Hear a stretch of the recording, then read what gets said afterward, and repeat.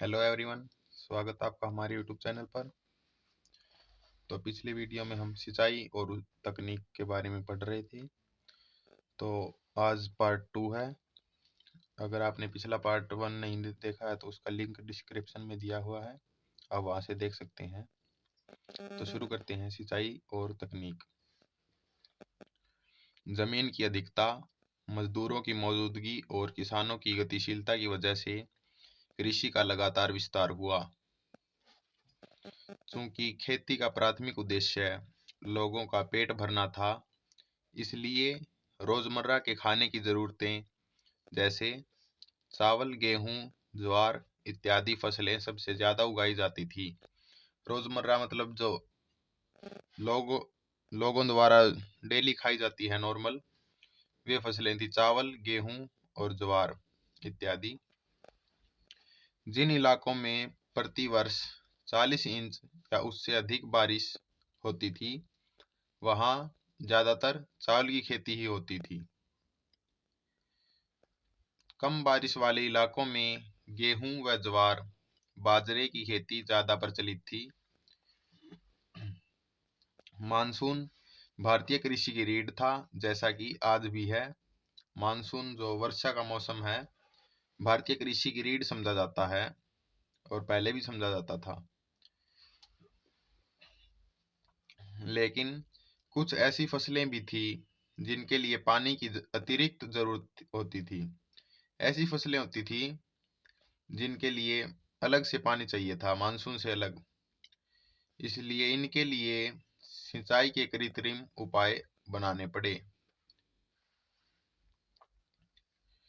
सिंचाई कार्यों को राज्य की मदद मिलती थी। राज्य का मतलब यहाँ पर है शासन व्यवस्था या मुगल दरबार, मुगलों की मदद मिलती थी। उत्तर भारत में राज्य ने कई नहरें और नाले खुदवाए और कई पुरानी नहरों की मरम्मत करवाई।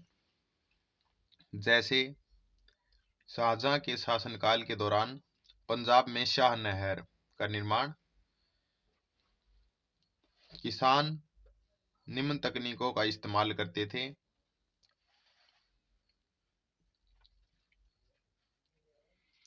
खेती के लिए पशु बल का इस्तेमाल करते थे। ऊंट, बैल जैसे पशुओं का इस्तेमाल वे करते थे खेती के लिए। खेती के कार्यों में वे पशुओं का इस्तेमाल करते थे। पशु का बल, लकड़ी के हल्के हल, लाइट वेट हल का इस्तेमाल, जिसके एक छोर पर लोहे की नुकीली धार या फाल लगी होती थी। ऐसा हल होता था जिसके एक छोर पर नुकीली लोहे की कोई फाल होती थी, धार या फाल लगी होती थी। ऐसे हल मिट्टी को बहुत गहरे नहीं खोदते थे, जिसके कारण तेज गर्मी के महीनों में नमी बची रहती थी। बैलों के जोड़े के सहारे खींचे जाने वाले बर्मे का इस्तेमाल बीज बोने के लिए किया जाता था। बर्मे का अर्थ यहाँ पर आप देख सकते हैं, जैसे ये दो बैल हो गए, तो यहाँ पर एक बैल हो गया, यहाँ पर दूसरा, तो बीच में ये है ना, ये बर्मा हो गया। यहाँ पर इस प्रकार ऐसे पीछे बीज छिड़के जाते थे बर्मे की सहायता से।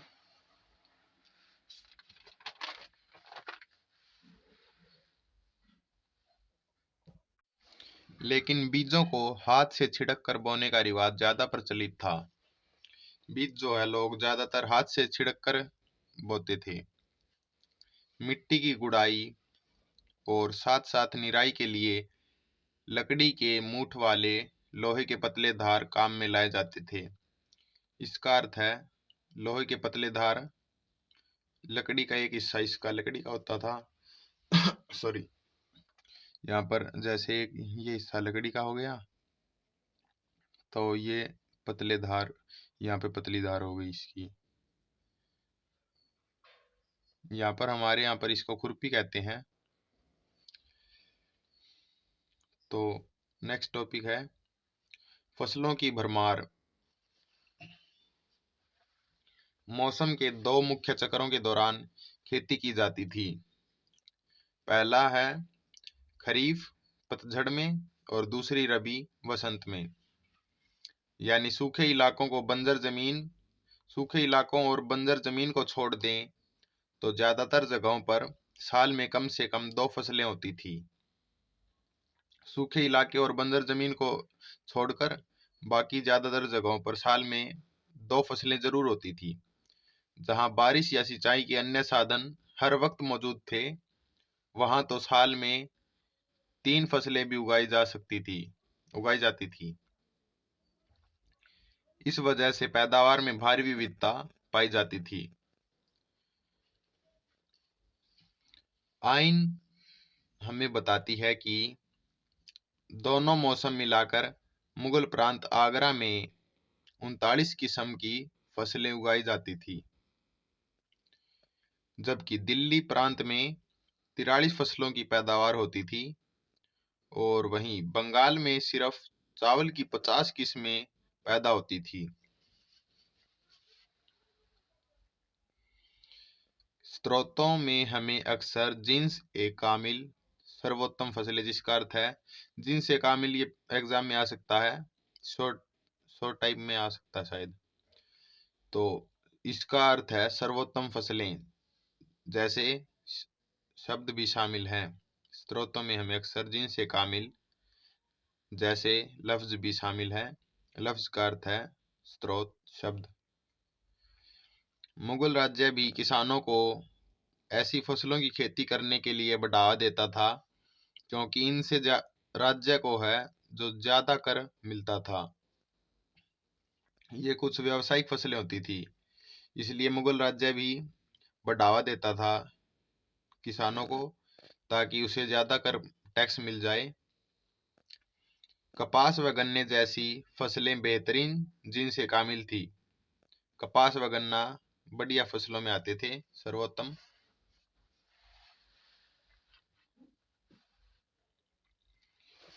मध्य भारत और दक्षिणी पठार।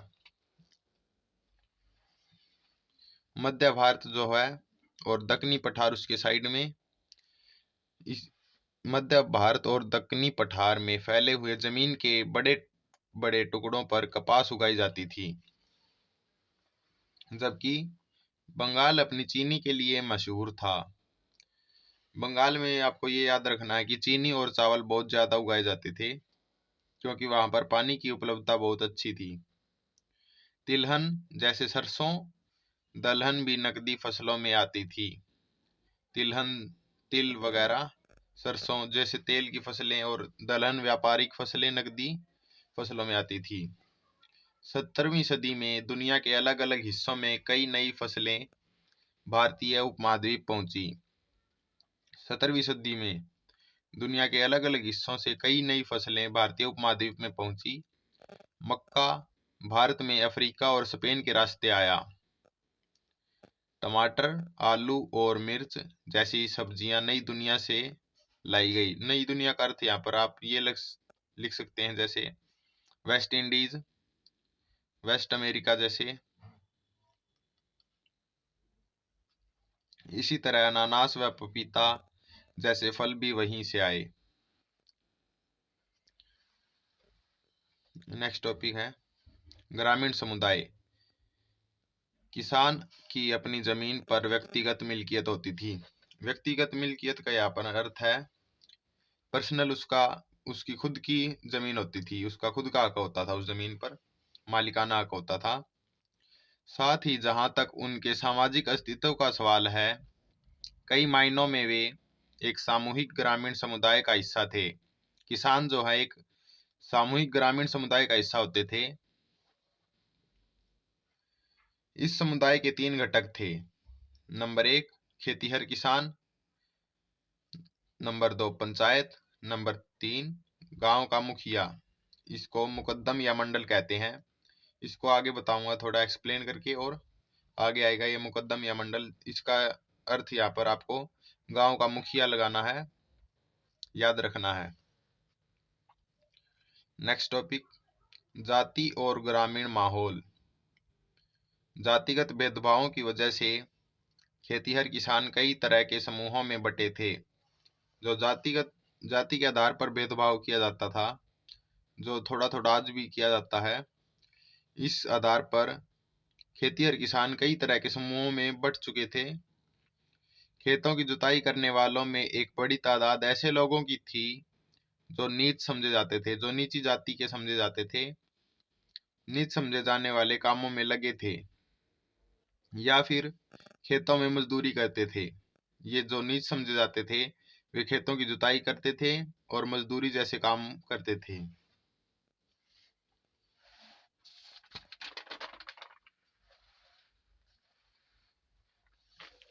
हालांकि जैसे खेती लायक जमीन की कमी नहीं थी, फिर भी कुछ जाति के लोगों को सिर्फ नीच समझे जाने वाले काम ही दिए जाते थे। खेती की खेती लायक जो जमीन थी उसकी कमी बिल्कुल नहीं थी, फिर भी कुछ लोगों को सिर्फ नीच समझे जाने के लिए ऐसे काम किए कराने के लिए दबाव दिया जाता था। इस तरह वे गरीब रहने के लिए मजबूर हो चुके थे। जनगणना जो है उस वक्त नहीं होती थी, पर जो थोड़े बहुत आंकड़े और तथ्य हमारे पास हैं उनसे पता चलता है कि गांव की आबादी का बहुत बड़ा हिस्सा ऐसे ही समूहों का था जो नीच समझे जाते थे, गरीब मजदूर थे। बहुत बड़ा हिस्सा ऐसा ही था जिनके पास संसाधन सबसे कम और ये जाति व्यवस्था की पाबंदियों से बंधे थे। संसाधनों की तो बिल्कुल कमी थी और ये जाति व्यवस्था की पाबंदियों में भी बड़ी कठिनाई से बंधे हुए थे। इनकी हालत वैसी थी जैसे कि आधुनिक भारत में दलितों की है।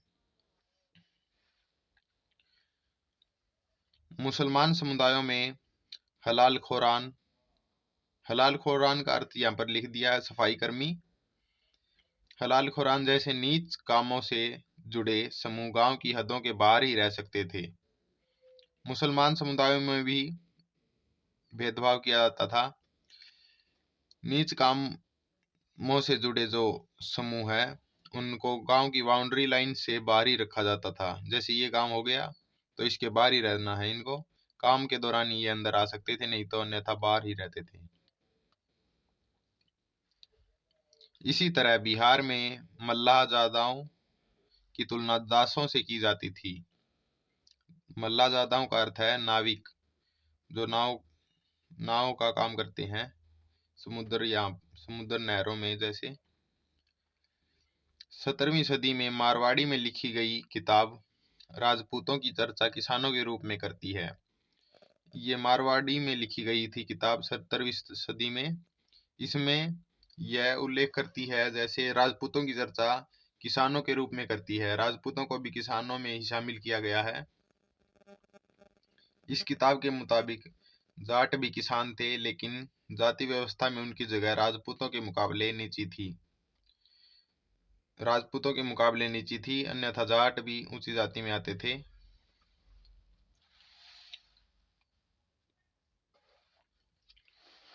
पशुपालन और बागवानी में बढ़ते मुनाफे की वजह से अहीर, गुज्जर और माली जैसी जातियां सामाजिक सीढ़ी में ऊपर उठी। पशुपालन है और बागवानी, जैसे बागवानी में खेती करते हैं, उनमें बढ़ते मुनाफे की वजह से अहीर, गुज्जर और माली जैसी जातियां सामाजिक सीढ़ी में ऊपर उठी, समाज में ऊपर उठी है। और नेक्स्ट टॉपिक है हमारा पंचायतें और मुखिया। गांव की पंचायत में बुजुर्गों का जमावड़ा होता था। आमतौर पर वे गांव के महत्वपूर्ण लोग हुआ करते थे जिनके पास अपनी संपत्ति के पुश्तैनी अधिकार होते थे। बुजुर्गों का जमावड़ा होता था गांव की पंचायत में, जो महत्वपूर्ण भूमिका रखता था। और आमतौर पर वे गांव के महत्वपूर्ण लोग हुआ होते थे जिनके पास अपनी संपत्ति के पुश्तैनी अधिकार होते थे। वे गांव की पंचायत में महत्वपूर्ण भूमिका निभाते थे। जिन गांवों में कई जातियों के लोग रहते थे वहां अक्सर पंचायत में भी विविधता पाई जाती थी। अलग अलग जातियों के लोगों की अलग अलग पंचायत हो सकती थी या उनके सदस्य अलग अलग प्रकार से अपने मत रखते थे। अपनी जाति के अनुसार उनके नियम वगैरह होते थे। यह एक ऐसा अल्पतंत्र था जिसमें गांव के अलग अलग संप्रदायों और जातियों की नुमाइंदगी होती थी। ये अल्पतंत्र मान सकते हैं इसको। एक ऐसा छोटा सा तंत्र था जिसमें गांव के अलग अलग संप्रदाय हैं और जातियों की नुमाइंदगी होती थी, प्रतिनिधित्व होता था। नुमाइंदगी का अर्थ हो गया प्रतिनिधित्व होता था। पंचायत का फैसला गांव में सबको मानना पड़ता था।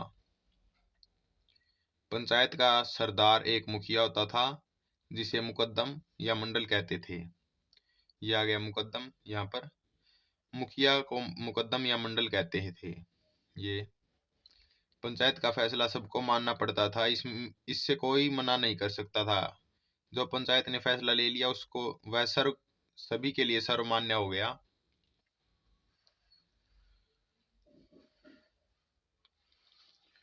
कुछ स्रोतों से ऐसा लगता है कि मुखिया का चुनाव गांव के बुजुर्गों की आम सहमति से होता था। कुछ ऐसे स्रोत भी मिले हैं जिनके मुताबिक जो वे स्रोत बताते हैं कि मुखिया है उसका चुनाव गांव के बुजुर्गों द्वारा उनकी सभी की सहमति से होता था। जिसको चुनने में सभी लोग सहमत थे बुजुर्ग, उसे गांव का मुखिया तय किया जाता था। और इस चुनाव के बाद उन्हें मंजूरी जमींदार से लेनी पड़ती थी। जो बुजुर्गों द्वारा जो चुना गया है उसे बाद में मंजूरी जमींदार से लेनी पड़ती थी। मुखिया अपने ओहदे पर तब तक बना रहता था जब तक गांव के बुजुर्गों को उस पर भरोसा था, अन्यथा ऐसा नहीं होने पर बुजुर्ग उसे बर्खास्त कर सकते थे। मुखिया है वह अपने पद पर तब तक आसीन रह सकता था जब तक गांव के बुजुर्ग उस पर भरोसा करते थे। भरोसा टूटते ही वे बुजुर्ग उसे बर्खास्त कर सकते थे।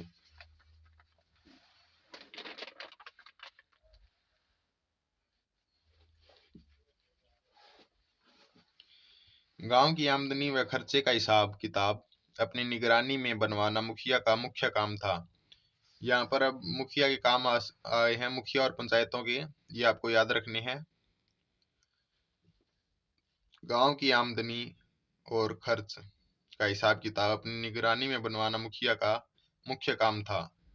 और इसमें पंचायत का पटवारी भी उसकी मदद करता था। मुखिया की मदद करता था गांव का पटवारी, पंचायत का पटवारी उसकी मदद करता था हिसाब किताब रखने में। पंचायत का खर्चा गांव के उस खजाने से चलता था जिसमें हर व्यक्ति अपना योगदान देता था। पंचायत का जो खर्च है, पंचायत जो काम करवाती है उसका खर्चा उस खजाने से चलता था जिसमें हर व्यक्ति अपना योगदान देता था। जैसे अपनी जो उस व्यक्ति से बन पाता था वह अपनी इच्छा अनुसार जो योगदान देता था उसी से पंचायत का खर्चा चलता था। इस खजाने में उन कर अधिकारियों की खातिरदारी का खर्चा भी किया जाता था जो समय समय पर गांव का दौरा किया करते थे। कुछ अधिकारी नियुक्त किए गए थे पंचायत के द्वारा जो समय समय पर गांव का दौरा करते थे, उनका खर्च भी इसी खजाने से चलता था।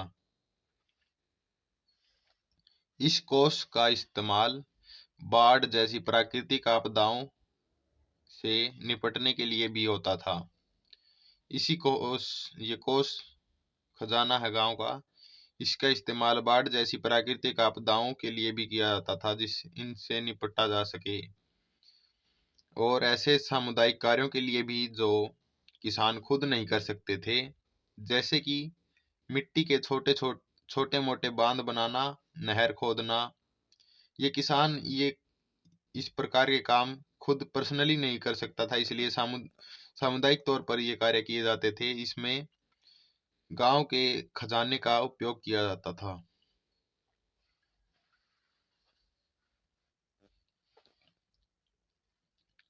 पंचायत का एक बड़ा काम यह तसल्ली करना था कि गांव में रहने वाले अलग अलग समुदाय के लोग अपनी जाति की हदों के अंदर रहे।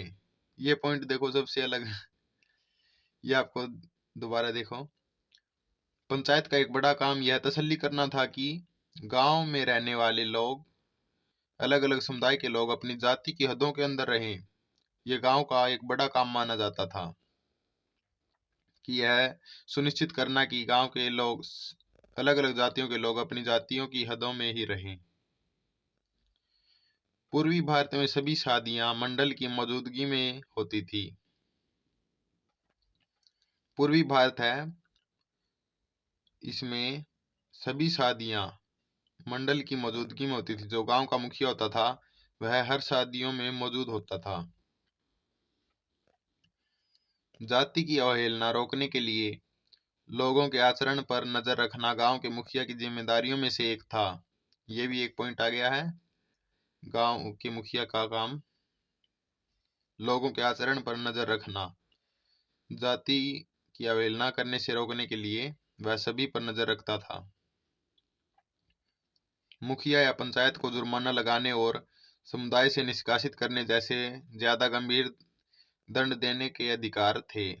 मुखिया और पंचायत को यह अधिकार था कि वह जुर्माना भी लगा सकते थे, समुदाय से निष्कासित कर सकते थे। किसी भी जो व्यक्ति ने अपराध किया है उसे समुदाय से भी निष्कासित कर सकते थे।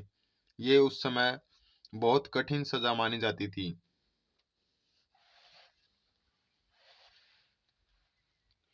समुदाय से बाहर निकालना एक बड़ा कदम था जो सीमित समय के लिए लागू किया जाता था। इसको सीमित समय के लिए ही लागू किया जाता था, जैसे 1-2 महीने के लिए उस व्यक्ति को समुदाय से बाहर निकाल दिया गया है। जैसे ये कुछ सीमित समय के लिए ही लागू किया जाता था। इसके तहत दंडित व्यक्ति को दिए हुए समय के लिए गांव छोड़ना पड़ता था, गांव से बाहर निकाल दिया जाता था, उसको गांव से बाहर जाना पड़ता था। जिस व्यक्ति को दंड प्राप्त हुआ है, इस दौरान वह अपनी जाति और पेशे से हाथ धो बैठता था। उसकी जाति भी छूट जाती थी और पेशा भी छूट जाता था। जो उसका कार्य होता था वह भी छूट जाता था। ऐसी नीतियों का मकसद जातिगत रिवाजों की अवहेलना रोकना था। ऐसी कठिन सजा इसलिए दी जाती थी ताकि उन्हें देखकर कोई अन्य व्यक्ति ऐसी गलती ना करे, जातियों के रिवाजों की अवहेलना ना करे। ग्राम पंचायत के अलावा गांव में हर जाति की अपनी पंचायत होती थी। ग्राम की जो पंचायत है, जो सबसे बड़ी पंचायत होती थी, उसके नीचे हर जाति की अपनी अलग अलग पंचायत भी होती थी। समाज में ये पंचायतें काफी ताकतवर होती थी। सामाजिक तौर पर ये पंचायतों को अधिकार भी होते थे और ये काफी ताकतवर मानी जाती थी।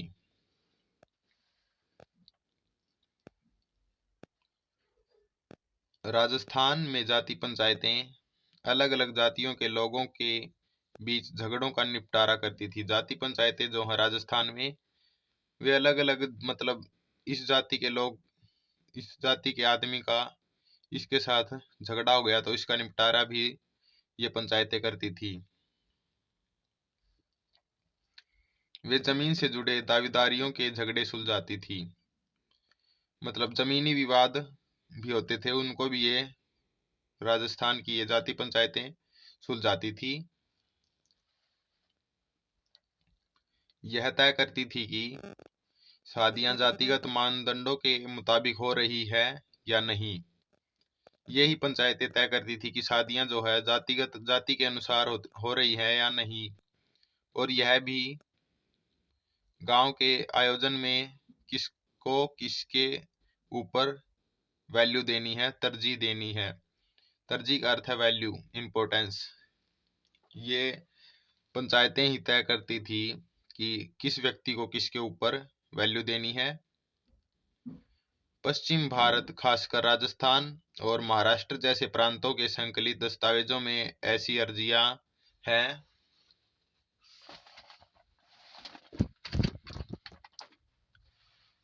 पश्चिम भारत और राजस्थान जैसे प्रांतों में ऐसी अर्जियां हैं जिनमें पंचायत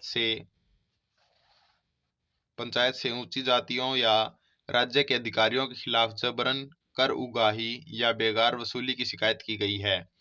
लोग ऐसी शिकायत लेकर आते थे पंचायत के सामने जो ऊंची जातियों और राज्य के अधिकारियों के खिलाफ जबरन कर उगाही और बेगार वसूली की शिकायत करते थे। ऐसे लोग आते थे, ऊंची जातियों के जमींदार जैसे, इनके खिलाफ शिकायत करती थी कि वे जबरन कर उगाही कर रहे हैं हमारे साथ, और बेगार मतलब रुपए वसूल कर रहे हैं। बेगार की वसूली की शिकायत करते थे। बेगार उनकी वसूली नहीं करते थे, जब उनसे काम तो करा लिए जाते थे बट उनके पैसे नहीं दिए जाते थे, इसलिए ये शिकायतें करती थी। आमतौर पर ये अर्जियां ग्रामीण समुदाय के सबसे निचले तबके के लोग ही करते थे। आमतौर पर ये अर्जी जो नीच समझे जाते थे या सबसे निचले तबके के लोग थे, वही लगाते थे ये अर्जियां। अक्सर सामूहिक तौर पर भी ऐसी अर्जियां दी जाती थी। सामूहिक मतलब समूह, पूरे ये लोग हैं, ये एक साथ होकर सामूहिक अर्जी भी दे देते थे। इसमें किसी जाति या संप्रदाय विशेष के लोग सम्भ्रांत समूहों की उन मांगों के खिलाफ अपना विरोध जताते थे जिन्हें वे नैतिक दृष्टि से अवैध मानते थे। इनमें किसी जाति या संप्रदाय विशेष के लोग सम्भ्रांत समूहों की उन मांगों के खिलाफ अपना विरोध जताते थे जिन्हें वे नैतिक दृष्टि से अवैध मानते हैं।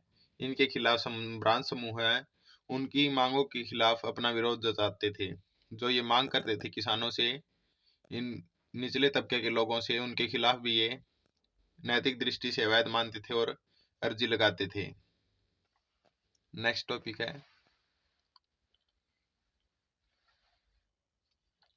ग्रामीण दस्तकार। अंग्रेजी शासन के शुरुआती वर्षों में किए गए गांवों के सर्वेक्षण और मराठाओं के दस्तावेज बताते हैं। जो अंग्रेजी शासन है उसके शुरुआती वर्षों में किए गए गांवों के सर्वेक्षण और मराठाओं, उनके दस्तावेज हैं, वे बताते हैं कि गांवों में दस्तकार काफी अच्छी तादाद में थे। दस्तकार वे होते जो हाथ के द्वारा काम करते हैं, हथकरघा मजदूर होते हैं जो दस्तकार। सूत कातने जैसे, चरखा चलाने जैसे काम करते हैं। कहीं कहीं तो कुल घरों के 25% घर दस्तकारों के थे। गांव में जो मतलब 100% घर हैं, तो उनमें 25% घरों में दस्तकारी होते थे। कभी कभी किसानों और दस्तकारों के बीच फर्क करना मुश्किल हो जाता था, क्योंकि ऐसे समूह थे जो दोनों किस्म के काम करते थे। ऐसे समूह है जो किसान भी हैं, जो खेती के अलावा ऐसे काम करते थे। दस्तकारी के काम करते थे किसान, मतलब सारी साल जो उन्होंने दो फसलें उगा ली हैं, उसके बाद जो टाइम बचता है ना, तो उसमें वे दस्तकारी के काम करते थे।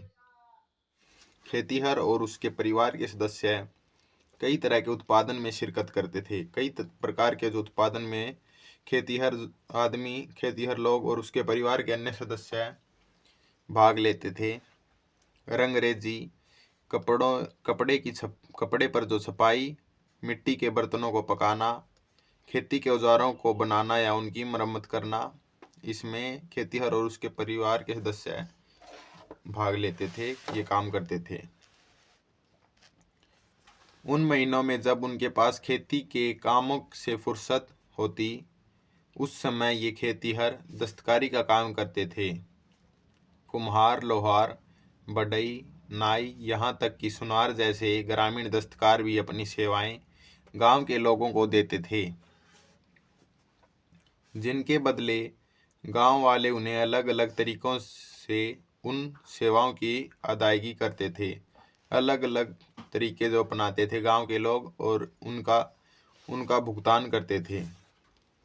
आमतौर पर या तो उन्हें फसल का एक हिस्सा दे दिया जाता था, या फिर गांव की जमीन का एक टुकड़ा, या फिर शायद कोई ऐसी जमीन जो खेती लायक होने के बावजूद बेकार पड़ी थी। ये उनको किसान, लोहार, बढ़ई, नाई, सुनार, इनको दस्तकारों को दे इनाम के तौर पर या उनके भुगतान के तौर पर दी जाती थी। नेक्स्ट टॉपिक है एक छोटा गणराज्य। 19वीं सदी के कुछ अंग्रेज अफसरों ने भारतीय गांवों को एक ऐसे छोटे गणराज्य के रूप में देखा। 19वीं सदी के अंग्रेज अफसर थे, उन्होंने भारतीय गांव को ऐसे रूप में देखा, छोटे गणराज्य के रूप में देखा, जहां लोग सामूहिक स्तर पर भाईचारे के साथ संसाधनों और श्रम का बंटवारा करते थे। संसाधनों का बंटवारा और श्रम का बंटवारा करते थे भाईचारे के तौर पर। लेकिन ऐसा नहीं लगता कि गांव में सामाजिक बराबरी थी। इनसे ऐसा नहीं लगता कि गांव में जो सामाजिक तरीके है, सामाजिक तौर पर जो बराबरी होनी चाहिए वह नहीं थी।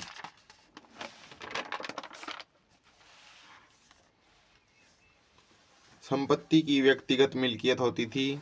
संपत्ति है उन पर व्यक्तिगत अधिकार होता था। साथ ही जाति और लिंग के नाम पर समाज में गहरी विषमताएं थी। कुछ ताकतवर लोग गांव के मसलों पर फैसले लेते थे और कमजोर वर्गों का शोषण करते थे। कुछ ताकतवर लोगों का प्रभुत्व होता था जो गांव में हर प्रकार के फैसले लेते थे। न्याय करने का अधिकार भी उन्हीं ताकतवर लोगों को मिला हुआ था। न्याय करने का अधिकार इन्हीं को प्राप्त था। नेक्स्ट टॉपिक, कृषि समाज में महिलाएं और मर्द कंधे से कंधा मिलाकर खेतों में काम करते थे। मर्द जो है खेत जोतते थे, हल चलाते थे, और महिलाएं बुआई, निराई व कटाई के साथ साथ पकी हुई फसल का दाना निकालने का काम करती थी। ऐसे में लिंग के आधार पर आमतौर पर किया जाने वाला फर्क जो है, घर के लिए महिलाएं और बाहर के लिए मर्द, मुमकिन नहीं था। ऐसे जो आमतौर पर यह भेदभाव किया जाता था कि घर के काम है वे महिलाएं करती हैं और बाहर के काम पुरुष करते हैं। ऐसे में लिंग के आधार पर किया जाने वाला फर्क मुमकिन नहीं था, क्योंकि महिलाएं भी बहुत ज़्यादा काम करती थी। फिर भी महिलाओं की जैव वैज्ञानिक क्रियाओं को लेकर लोगों के मन में पूर्वाग्रह बने रहे। पश्चिमी भारत में राजस्वला महिलाओं को हल या कुम्हार का चाक छूने की इजाज़त नहीं थी। पश्चिम भारत है और पश्चिम भारत में इन महिलाओं को हल या कुम्हार का चाक छूने की इजाज़त नहीं थी। इसी तरह बंगाल में इन महिलाओं को पान के बागान में घुसने की इजाज़त नहीं थी। सूत कातने, बर्तन बनाने के लिए मिट्टी को साफ करने और गूंथने, कपड़ों पर कढ़ाई जैसे दस्तकारी काम उत्पादन के ऐसे पहलू थे जो महिलाओं के श्रम पर निर्भर थे। ये सभी जो काम हैं, इनमें महिलाओं के श्रम की बहुत ज़्यादा आवश्यकता होती थी। इनमें ज़्यादातर महिलाएं ही काम करती थी। ये काम उन पर निर्भर होते थे। किसी वस्तु का जितना वाणिज्यीकरण या व्यवसायीकरण, कोई वस्तु का जितना व्यावसायिक तरीके से उपयोग होगा, उसके उत्पादन के लिए महिलाओं के श्रम की उतनी ही मांग होती थी। दरअसल किसान और दस्तकार महिलाएं जरूरत पड़ने पर न सिर्फ खेतों में काम करती थी, बल्कि नियोक्ताओं के घरों पर भी जाती थी और बाजारों में भी। चूंकि समाज श्रम पर निर्भर था, इसलिए बच्चे पैदा करने की काबिलियत की वजह से महिलाओं को महत्वपूर्ण संसाधन के रूप में देखा जाता था। फिर भी शादीशुदा महिलाओं की कमी थी, क्योंकि कुपोषण, बार बार मां बनने की वजह से महिलाओं में मृत्यु दर बहुत ज़्यादा थी। इससे किसान और दस्तकार समाज में ऐसे सामाजिक रिवाज पैदा हुए जो सम्भ्रांत समूहों से बहुत अलग थे। ऐसे रिवाज आए जो सम्भ्रांत समूह है उनके रिवाजों से बहुत अलग थे। कई ग्रामीण संप्रदायों में शादी के लिए दुल्हन की कीमत अदा करने की ज़रूरत होती थी, न कि दहेज की। ये जो आजकल दहेज प्रथा चल रही है, इसके विरुद्ध बिल्कुल विपरीत थी ये प्रथा। इसमें शादी के लिए दुल्हन की कीमत अदा करने की ज़रूरत होती थी।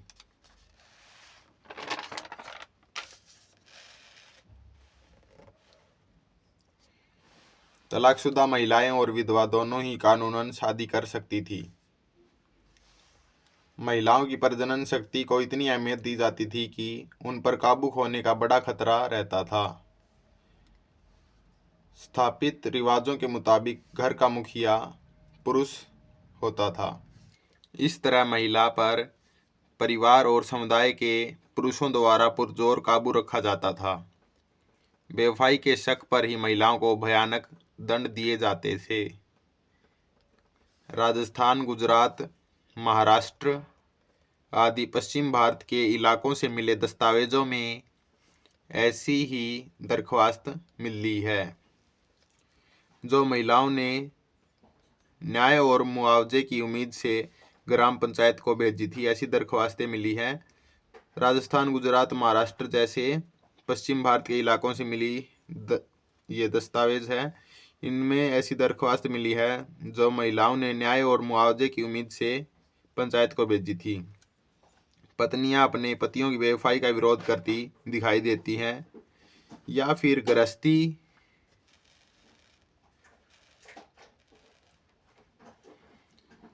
पत्नियां अपने पतियों की बेवफाई का विरोध करती दिखाई देती हैं, या फिर गृहस्थी के मर्द पर ये आरोप लगाती हैं कि वह पत्नी व बच्चों की अनदेखी करता है। मर्दों की बेवफाई हमेशा दंडित जो है नहीं होती थी, ज़्यादातर सजा महिलाओं को ही मिलती थी। लेकिन राज्य और ऊंची जाति के लोग अक्सर ये सुनिश्चित करने की कोशिश करते थे कि परिवार के भरण पोषण का इंतजाम हो जाए। गांव में जो राज्य और ऊंची जाति के लोग सुनिश्चित करते थे कि परिवार के भरण पोषण का इंतजाम हो जाए। चलिए नेक्स्ट टॉपिक हमारा जंगल और कबीले। बसे हुए गांवों के परे। ग्रामीण समुदाय में बसे हुए लोगों का खेती के अलावा भी बहुत कुछ था। गांव है, ग्रामीण समुदाय में जो लोग बसे थे उनका खेती के अलावा भी बहुत कुछ था। उत्तर और उत्तर पश्चिम भारत की गहरी खेती वाले प्रदेशों को छोड़ दें तो जमीन के विशाल हिस्से जंगल या झाड़ियों से घिरे थे। खरबंदी झाड़ियां यानी खरबंदी से घिरे थे। ऐसे इलाके झारखंड सहित पूरे पूर्वी भारत, मध्य भारत, उत्तरी क्षेत्र जिसमें नेपाल और भारत के सीमावर्ती इलाके की तराई शामिल है। दक्षिण भारत का पश्चिम घाट, जो दक्षिण भारत है उसका पश्चिमी घाट, दक्षिण भारत यानी ऐसे इसका पश्चिम घाट हो गया, और दक्कन के पठारों में फैले हुए थे। ऐसे इलाके हैं जहाँ विशाल हिस्से जंगल या झाड़ियों से हैं। पूरे पूर्वी भारत, मध्य भारत और उत्तरी क्षेत्र, नेपाल, भारत के सीमावर्ती इलाके, दक्षिण भारत का पश्चिम घाट हो गया, दक्कन के पठारों में फैले हुए थे। हालांकि इस काल में अखिल भारतीय स्तर पर जंगलों के फैलाव निकालना असंभव था। फिर भी समसामयिक स्रोतों से मिली जानकारी के आधार पर यह अंदाजा लगाया जा सकता है कि यह औसत करीब 40% था। जो जंगलों का भाग है, उस समय भारत के 40% भाग पर जंगल होते थे। उस समय की रचनाएं जंगल में रहने वालों के लिए जंगली शब्द का इस्तेमाल करती है। उस समय जो रचनाएं की गई थी उनमें जो जंगल में रहने वाले लोग हैं जंगली शब्द का इस्तेमाल करती है उनके लिए। लेकिन जंगली होने का मतलब सभ्यता का न होना बिल्कुल नहीं था। वैसे आजकल इस शब्द का इस्तेमाल प्रचलित अर्थ यही है। शब्द का प्रचलित अर्थ यही लगाया जाता है कि जो आजकल इस शब्द है, जंगली शब्द है, इसका मतलब यही लगाया जाता है कि वहाँ पर सभ्यता का कोई नामो निशान नहीं है, कोई सभ्यता नहीं होती थी। लेकिन उस समय ये बिल्कुल अर्थ इसके विपरीत था।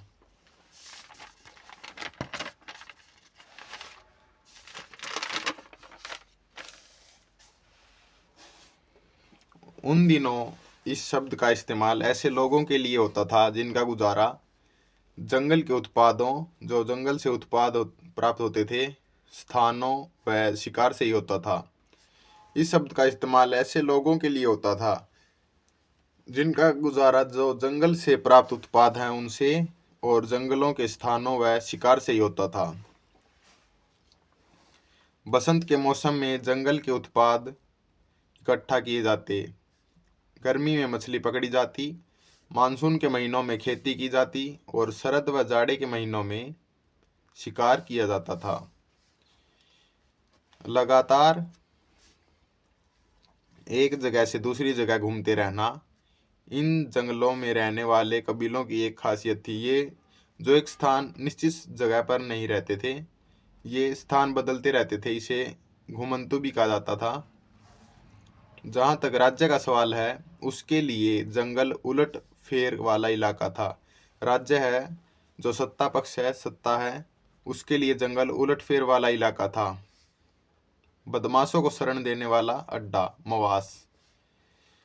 वे मानते थे जो राज्य है, राजा, मुगल राज्य के वो राजा हैं, वे उनका मानना था कि जो जंगल है वो बदमाशों को शरण देता है, बदमाश वहाँ पर रहते हैं। इसे कहानी में आप समझ सकते हैं। देखें, एक बार फिर हम बाबर की ओर देखते हैं, जो कहता है कि जंगल एक ऐसा रक्षा कवच था जिसके पीछे परगना के लोग कड़े विद्रोही हो जाते थे और कर अदा करने के से मुकर जाते थे। जंगल है इन परगना के लोगों के लिए रक्षा कवच था। ये जो कड़े विद्रोही हो जाते थे, राजा के खिलाफ विद्रोही हो जाते थे, कर अदा करने से मुकर जाते थे, कर भी अदा करने से मना कर देते थे साफ साफ। तो आज की वीडियो में हम इतना ही करते हैं और बाकी हम नेक्स्ट वीडियो में करेंगे। Thanks for watching. और अगली वीडियो के जो अंदर है हम इस लेसन को कंप्लीट कर देंगे। धन्यवाद।